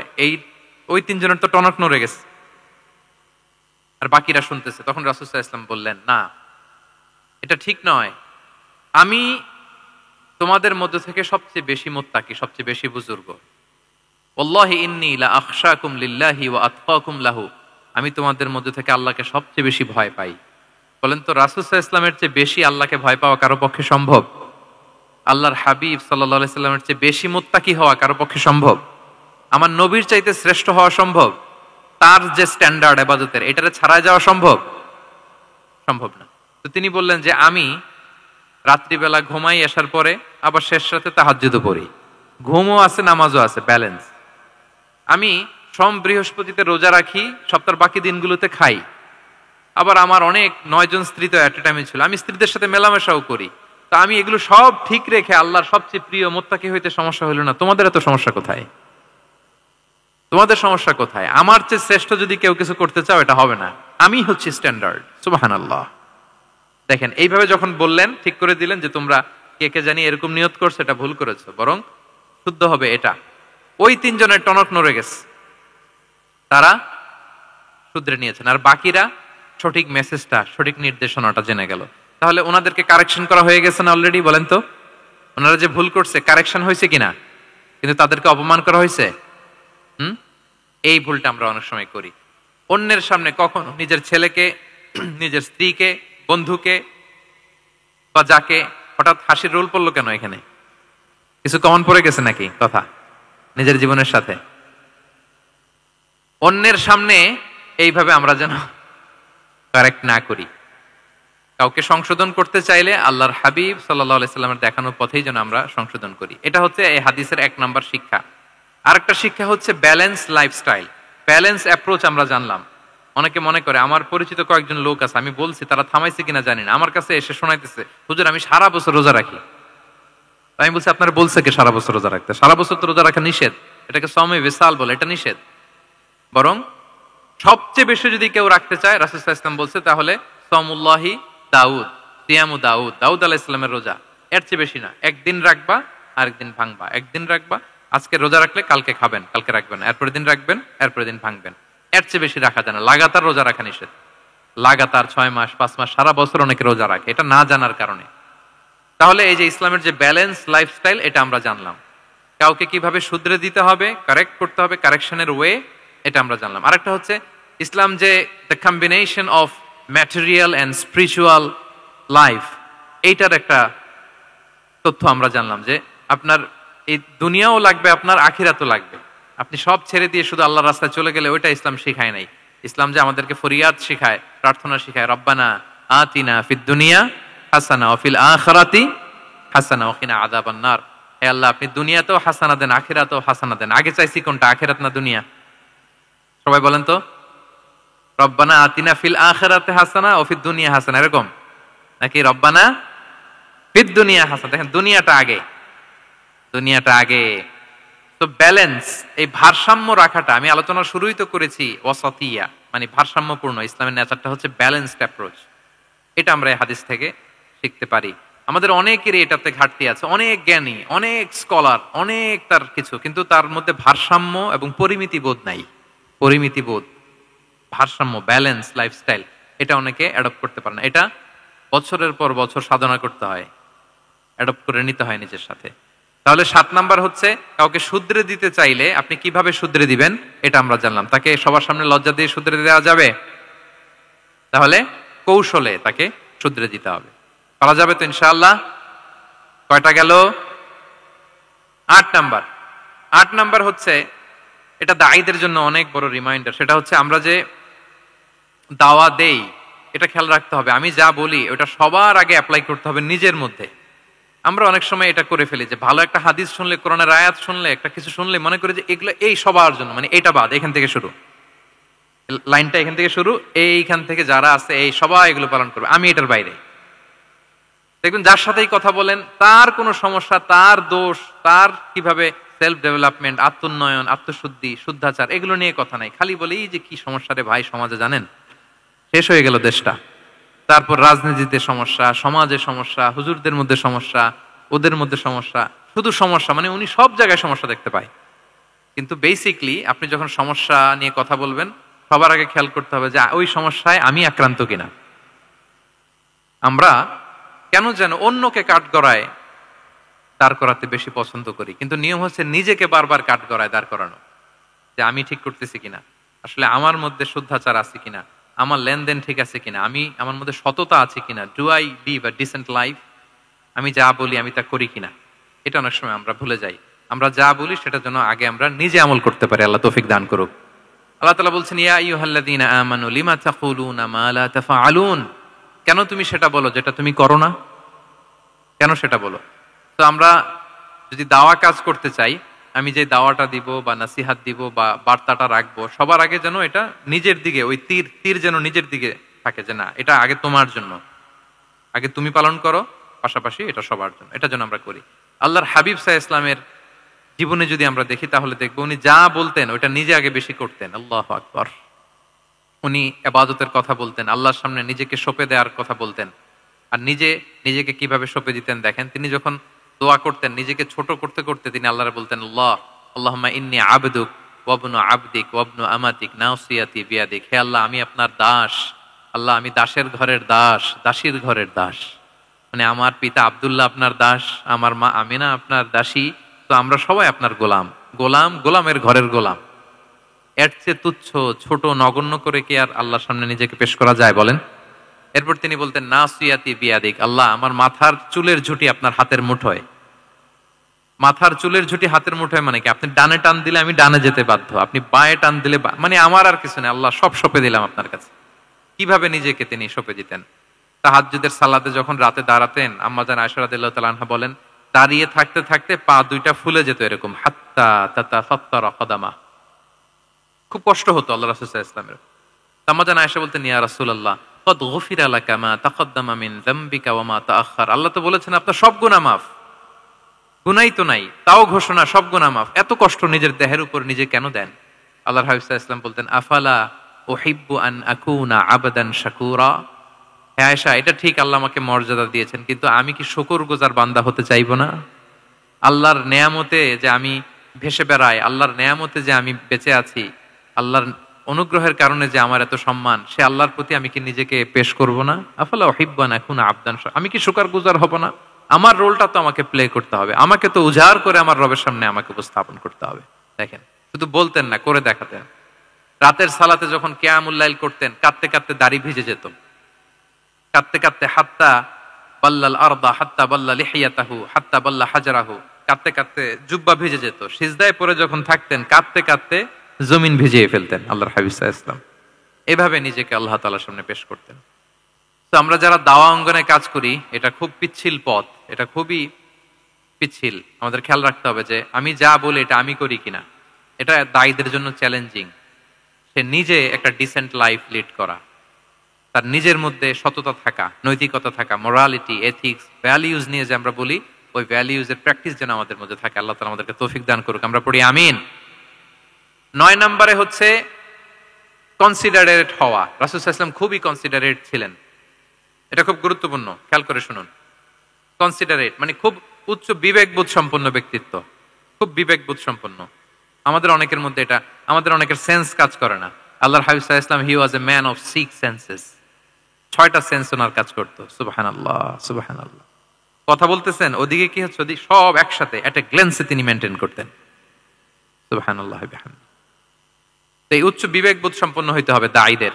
রাসূল সাল্লাল্লাহু আলাইহি ওয়াসাল্লাম একবার নামাজ পড়াচ্ছেন, পিছনে বাচ্চার কান্নার আওয়াজ, নামাজ ছোট করে দিয়েছেন, একেবারে ছোট, শর্ট করে সিজদা, রুকু, মানে যতটুকু না হলেই না, অতটুকু করে নামাজ শেষ। জিজ্ঞেস করা হলো কেন? বললেন যে আমি দেখলাম একটা ছোট বাচ্চা কাঁদছে, এই বাচ্চার মায়ের বোধহয় খুব কষ্ট হয়ে যাচ্ছে পেছনে, বাচ্চাটাকে সামলাতে মহিলাদের প্রেয়ার হলে মাটার বোধহয় খুব কষ্ট হচ্ছে, এজন্য আমি নামাজটা একটু শর্ট করে দিয়েছি। সুবহানাল্লাহ। আমরা নামাজে দাঁড়ালে দিন দুনিয়ার হুঁশ নাই, কি হচ্ছে না হচ্ছে না, আপনার সব খেয়াল রাখতে হবে। কি হচ্ছে, you are a leader, you are a দাঈ, আপনাকে এটা খেয়াল রাখতে হবে। রাসূল সাল্লাল্লাহু আলাইহি ওয়াসাল্লাম এরকম উচ্চ বিবেকবোধ সম্পন্ন লোক ছিলেন। মুআয ইবনে জাবালকে এক জায়গার মদিনার পাশেই ইমাম করে পাঠালেন, ইমাম। তো ওই এলাকার মুসল্লিরা ছিলেন শ্রমজীবী। কি জীবী? শ্রমজীবী। ওনারা উট দিয়ে পানি নিয়ে খেজুর গাছে পানি সেচ দিত, তারা খুব কষ্ট করে সারাদিন। তো উনি মাগরিবের নামাজে একদিন নামাজ শুরু করলেন, আল্লাহু আকবার বলে সূরা ফাতিহার পরে উনি সূরা বাকারা শুরু করলেন। কোন সূরা? কোরআনের সবচাইতে ছোট সূরা নাকি? হ্যাঁ, আয়াত কত? সবচাইতে বড় সূরা। তো উনি হয়তো একটা খুব মানে চিল মুডে আছেন, একটা খুব ভালো মুডে আছেন, ইবাদতের একটা মুডে আছেন। উনার আবেগ থেকে উনি হয়তো সূরা বাকারা শুরু করে দিয়েছেন, তেলাওয়াত করে করে মজা পাচ্ছেন, করতেছেন। কিন্তু পিছনে মুসল্লিরা হচ্ছে শ্রমজীবী, সারাদিন খেতে খামারে খেজুর বাগানে কাজ করে ওনারা নামাজ পড়তেছেন। একদল তো নামাজ ছেড়ে দিছে, ছেড়ে দিয়ে নিজেরা নামাজ পড়ে আল্লাহর হাবিব সাল্লাল্লাহু আলাইহি ওয়াসাল্লামের কাছে যে বিচার দিলেন যে, ইয়া রাসূলুল্লাহ, দেখেন এমন একজনকে ইমাম হিসেবে পাঠালেন, উনি মাগরিবের নামাজ শুরু করছে সূরা বাকারা দিয়ে। আমরা হচ্ছে শ্রমজীবী মানুষ, আমরা কি পারি এত সময় দাঁড়িয়ে থাকতে? রাসূল সাল্লাল্লাহু আলাইহি ওয়াসাল্লাম খুব রেগে গেলেন, খুব। মুআয ইবনে জাবাল রাদিয়াল্লাহু তাআলা ওনাকে ডেকে পাঠালেন। ডেকে কি শব্দ ইউজ করতে জানেন? উনি বললেন, আফাত্তানুন আনতা ইয়া মুআয। ফাত্তান মানে ফিতনাবাজ। হে মুআয, তুমি কি সমাজে ফিতনা ছড়াচ্ছ? তোমাকে পাঠালাম সেখানকার ইউনিটি ধরে রাখতে, ইমাম হয়ে নামাজ পড়াবা, তালিম দিবা। আফাত্তান আনতা ইয়া মুআজ, তুমি ফিতনা ছড়াচ্ছ। তুমি কেন সাব্বিহ ইসমা রাব্বিকাল আলা তোমার মুখস্থ নাই? ওয়াশ-শামসি ওয়া দুহাহা মুখস্থ নাই? হাদিসে দুইটা সূরার কথা, যে এই সাইজের সূরাগুলো পারো না, তুমি এগুলো দিয়ে নামাজ পড়াবা যাতে ওদের কষ্ট না হয়। ওরা তো শ্রমজীবী সাহাবী, ওদের দিকে তো তোমার খেয়াল রাখতে হবে, কনসিডারেট হতে হবে। সুবহানাল্লাহি বিহামদি। দেখেন রাসূল সাল্লাল্লাহু আলাইহি ওয়াসাল্লাম ইমামকে এনে শাসন করলেন, বুঝিয়ে বললেন যে না, তোমাকে ছোট ছোট সূরায় নামাজ পড়াতে হবে যাতে করে কষ্ট না হয়। এবং রাসূল সাল্লাল্লাহু আলাইহি ওয়াসাল্লাম কাউকে কোনো দায়িত্ব দিয়ে কাজে পাঠালে ওনার বিখ্যাত একটা বাণী তিনি বলে দিতেন। আমার ভেরিফাইড যে ফেসবুক পেজের কভার ফটোতে দেখবেন এই হাদিসটা দেয়া। সেটা হচ্ছে, তিনি কাউকে কোনো দায়িত্ব দিয়ে পাঠালে তিনি বলতেন, বাশশিরু ওয়ালা তুনাফিরু ইয়াসসিরু ওয়ালা তুআসসিরু। মানে তোমরা মানুষকে সুসংবাদ দিও, মানুষকে দিন থেকে ভাগিও না, দিনকে সহজ করে উপস্থাপন করো, দিনকে জটিল করে মানুষের সামনে উপস্থাপন করো না। আমরা এটা ভুল করি, এত কঠিন ভাবে উপস্থাপন করি, ভাবে যে কঠিন করে উপস্থাপন করতে পারলেই বোধহয় ওনার ক্রেডিট। এরকম একটা মানসিকতা অনেকের আছে। কোন মুফতি যদি এমন কোন ফতোয়া দেয় যেটা সমাজের অধিকাংশ মুসলিম চেষ্টা করেও মানতে পারতেছে না, কঠিন হয়ে যাচ্ছে, তার মানে something is missing in the ফতোয়া, something is missing in the legal opinion, and the মুফতি should revise the issue again and again. তাকে আরো মুফতিদের সাথে রিভাইজ করতে হবে, আরো কিভাবে জীবন ঘনিষ্ঠ করে মাসালাটা দেয়া যায় তাকে এটা ভাবতে হবে। কারণ আল্লাহ দিনের মধ্যে জটিলতা রাখেননি, কাঠিন্যতা রাখেননি।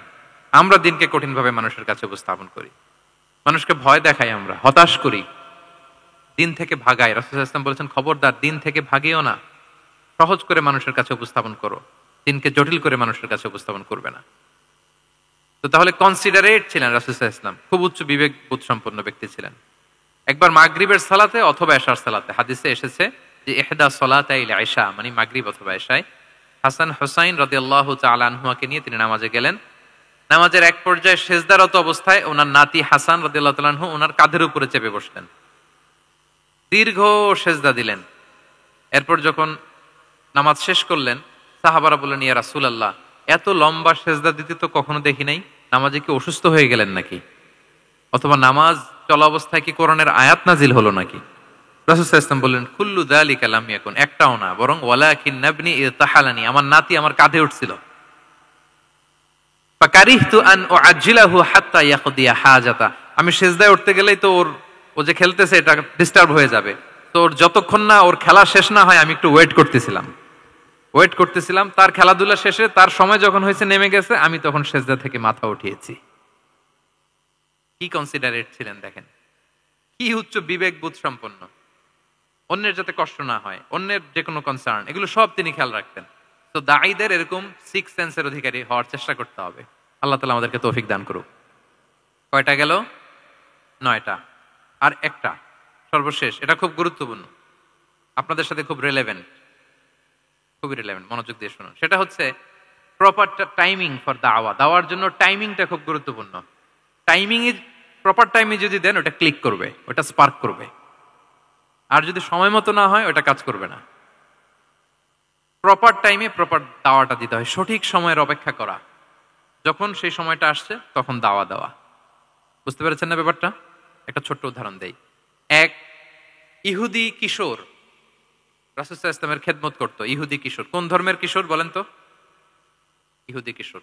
প্রায় আসতো, রাসূল সাল্লাল্লাহু আলাইহি ওয়াসাল্লামের কাছে আসতো, রাসূল সাল্লাল্লাহু আলাইহি ওয়াসাল্লামের সেবা করতো, কিন্তু তাকে কখনো রাসূল সাল্লাল্লাহু আলাইহি ওয়াসাল্লাম দিনের দাওয়াত দেন নাই। ছেলেটা ইহুদি, কিন্তু তার সামনে কখনো দিনের দাওয়াত তিনি দেন নাই। একদিন দেখে যে ওই ছেলে আসে না, লাগাতার এরকম কয়েকদিন যাবত ওই ছেলে আর আসে না। তখন রাসূল সাল্লাল্লাহু আলাইহি ওয়াসাল্লাম খোঁজ নিলেন যে কি হয়েছে। তখন রাসূল সাল্লাল্লাহু আলাইহি ওয়াসাল্লাম শুনতে পেলেন যে ছেলেটা অসুস্থ। ছেলেটা কি অসুস্থ? আল্লাহর হাবিব সাল্লাল্লাহু আলাইহি ওয়াসাল্লাম তার বাসায় গেলেন, যে দেখতেন যে বিছানায় পড়ে আছে ছেলেটা।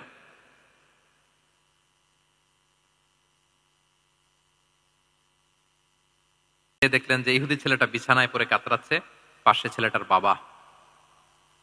রাসূল সাল্লাল্লাহু আলাইহি ওয়াসাল্লাম তার মাথায় হাত বুলিয়ে দিলেন, তার খোঁজ খবর নিলেন।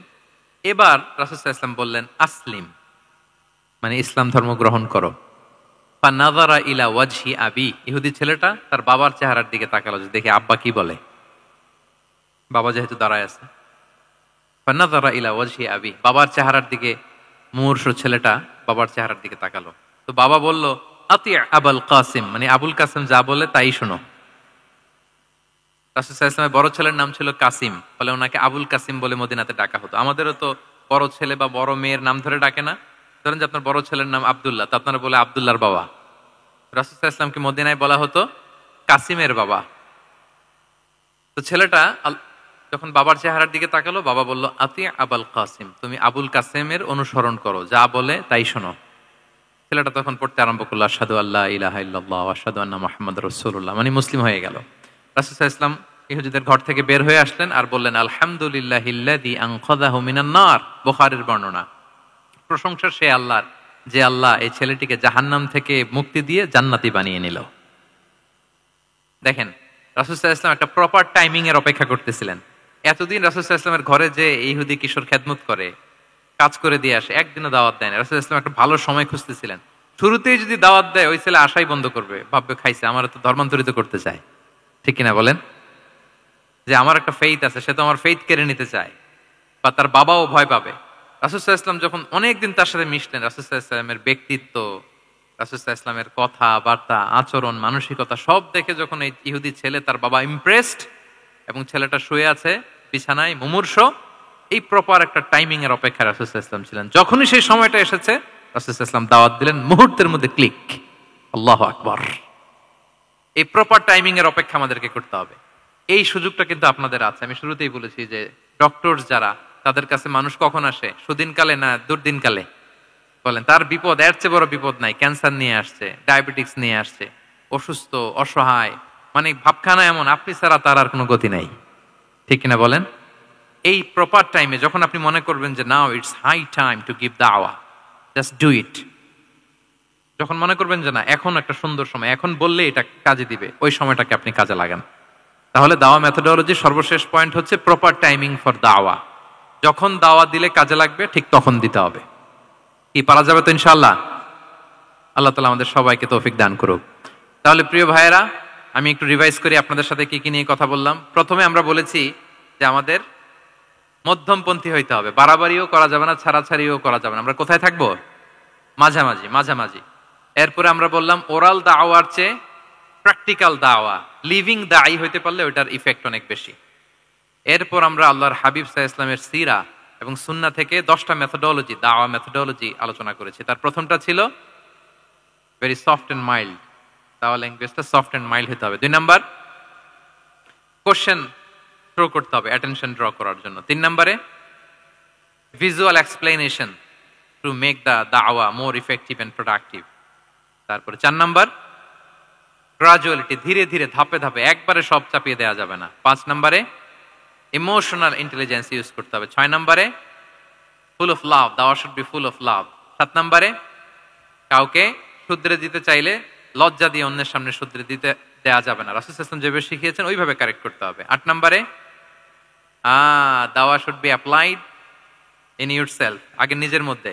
9 নম্বরে, কনসিডারেট হইতে হবে, উচ্চ বিবেকবোধ সম্পন্ন।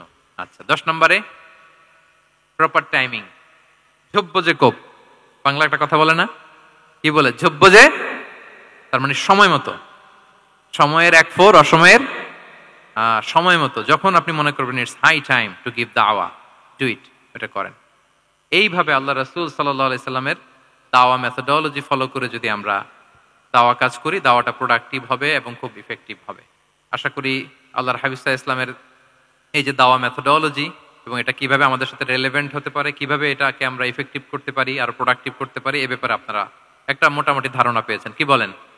ধারণা পেয়েছেন তো? এগুলো অ্যাপ্লাই করবেন তো সময় মতো ইনশাআল্লাহ। আল্লাহ তাআলা আমাদের সবাইকে কথাগুলো বুঝার ও আমল করার তৌফিক দান করুক। আমি আবারও মেডিকেল দাওয়া সোসাইটিকে ধন্যবাদ জানাই। ইনশাআল্লাহ পরবর্তীতে আরো যদি এরকম কোনো প্রোগ্রাম হয়, সুযোগ হলে আমরা আবারও অ্যাটেন্ড করব, আবারও কথা বলবো, আবারও আমরা দাওয়ার বিভিন্ন খুঁটিনাটি বিষয় নিয়ে হাতে কলমে দেখার এবং শেখার চেষ্টা করবো ইনশাআল্লাহ। সম্মানিত সুধী, এখানে আমি শুনেছি আমাদের সত্যায়নের একটা স্টল এসেছে, যেখান থেকে আমার রিসেন্টলি এবছরের একটা বই এসেছে, এক নজরে কোরআন। কোরআনের 114 সূরার সার নির্যাস আমরা তুলে ধরার চেষ্টা করেছি। বইটা এখান থেকে কেনা যাবে না, ওনারা জাস্ট দেখানোর জন্য 10টা কপি এনেছে। আপনারা শুরুতে যেই যদি 10 জন কিনে ফেলেন, তাইলে বাকিরা বঞ্চিত হবে। এজন্য আমি ওদেরকে বলে দিয়েছি বিক্রি করবা না, বিক্রি করা যাবে না, কারণ হাজার হাজার লক্ষ লক্ষ মানুষ প্রি অর্ডার করে রেখেছে, ওগুলো সাপ্লাই দিতেই পাবলিশারদের অবস্থা খারাপ। আমি চাইবো যে আপনারা বইটা একটু ধরে নেড়ে চেড়ে দেখে যাবেন যে আমরা কি করেছি আপনাদের জন্য। কোরআনের 114টা সূরার সারমর্ম জিস্ট আমরা খুব সহজে নিয়ে আসার চেষ্টা করেছি। আশা করি পরবর্তীতে যদি কালেক্ট করেন আপনারা উপকৃত হবেন ইনশাআল্লাহ।